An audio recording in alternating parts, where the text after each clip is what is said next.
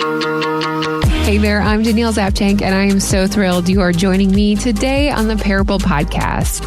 Well, we are at the start of the summer season, and we are going to take about 2 weeks off from our regularly scheduled episodes. However, I didn't want to leave you empty-handed. I wanted to give you a little bit of encouragement over the next 2 weeks with just some thoughts as you walk into summer.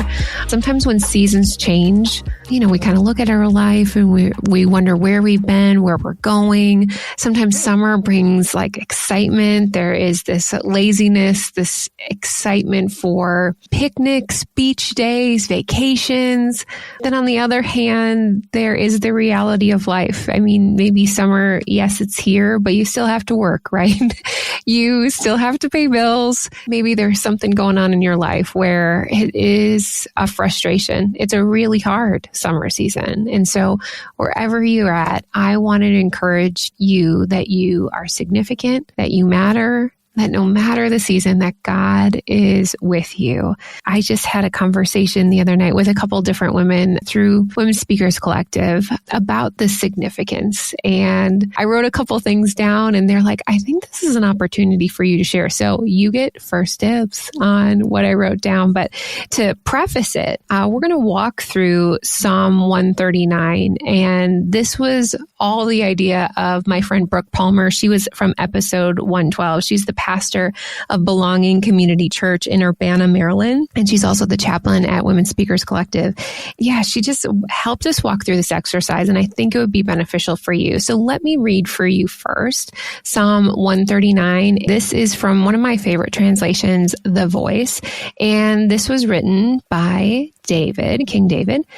O Eternal One, you have explored my heart and know exactly who I am. You even know the small details like when I take a seat and when I stand up again. Even when I'm far away, you know what I'm thinking. You observe my wanderings and my sleeping, my waking and my dreaming, and you know everything I do in more detail than I even know. You know what I'm going to say long before I say it. It is true, Eternal One, that you know everything and everyone. You have surrounded me on every side, behind me and before me, and you have placed your hand gently on my shoulder. It's the most amazing feeling to know how deeply you know me, inside and out. The realization of it is so great, I cannot comprehend it. Can I go anywhere apart from your spirit? Is there anywhere I can go to escape your watchful presence? If I go up to heaven, you are there. If I make my bed in the realm of the dead, you are there. If I ride on the wings of the morning, if I make my home in the most isolated part of the ocean, even there, you will be there to guide me. Your right hand will embrace me, for you are always there. Even if I'm afraid to think for myself, there is no doubt that the darkness will swallow me. The light around me will soon be turned to night. You can see in the dark, for it is not too dark for your eyes. For you, the night is just as bright as the day. Darkness and light are the same to your eyes. You shaped me inside and out, and you knitted me together in my mother's womb long before I took my first breath. I will offer you my grateful heart, for I am your unique creation, filled with wonder and awe. That is Psalm 139, and I went through 1 through 14. And yeah, I think that's just such a beautiful thing. Brooke shared a couple different thoughts. One was, while the day-to-day for us seems small, the Creator is all in. And I think that's hard for us sometimes because we are either this forward thinking of the season of our life, like, let me think about what is coming up this summer, or this is the things the goals that I'd like to have this summer. But he is in the day-to-day. He surrounds us on every side. He watches us throughout the day. He's with us, not in a creepy way, but just in a way that is like, I love you so much. I'm just here for you. And he just reminds us that if he is watching us, like, we are obviously significant to him. He is so enamored with who we are. And I want to remind you of that today, wherever you're at, that you are significant, you are loved, and you are seen. Something that Brooke walked us through next is to write our own psalm, kind of following these ideas. And you don't have to be a fancy writer. Don't even worry about that. Like, this is just for you. You don't have to have this published by any means.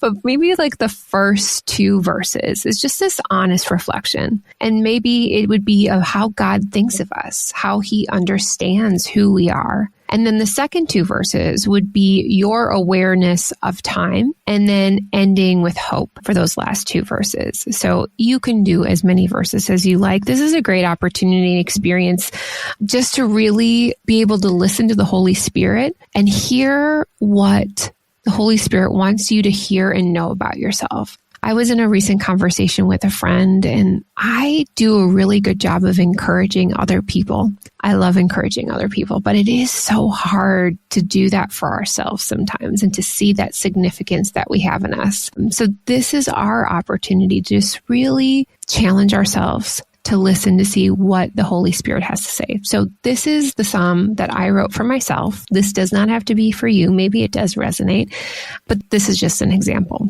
My darling daughter, oh, how I wish I could open your eyes to see the light I see in you, how I place these grace gifts in your heart and soul. Don't worry so much about your task list, your calendar settings, and carpool timers.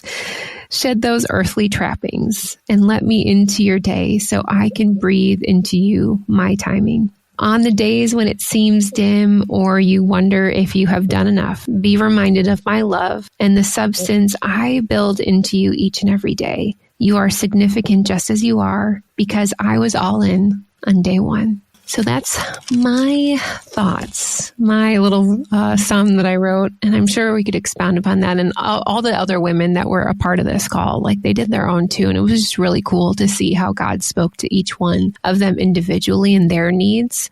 But yeah, that would just be an opportunity. If you're going into the summer season, you want to just take a moment to be encouraged, to be reminded of your significance, and just to honor God and thank him for where you've been and where you're going. That is my option for you today. If you haven't already taken our listener survey, I'm going to link it in today's show notes, but I created 10 simple tips to enhance first-time conversations. So if you take the survey, you will get this back. It is just a simple PDF. Sometimes you kind of wonder, like, how can I talk to people? And maybe that seems really basic to you, but sometimes, we get a little flustered. We kind of wonder, like, gosh, what do I say next? And so these are just 10 simple tips that I use literally with anyone. And when I want to keep the conversation moving a little bit, or we're just trying to get to know each other. So click on the link in the show notes, or you can check out my social media and grab the list as well. But yeah, if you could take that survey, it's just going to help us grow and understand you as a listener and how we can support you better. So thank you so much for listening. There's going to be another encouragement next week, and then we'll get back into our regularly scheduled Parable podcast in the next couple of weeks. Have a great summer.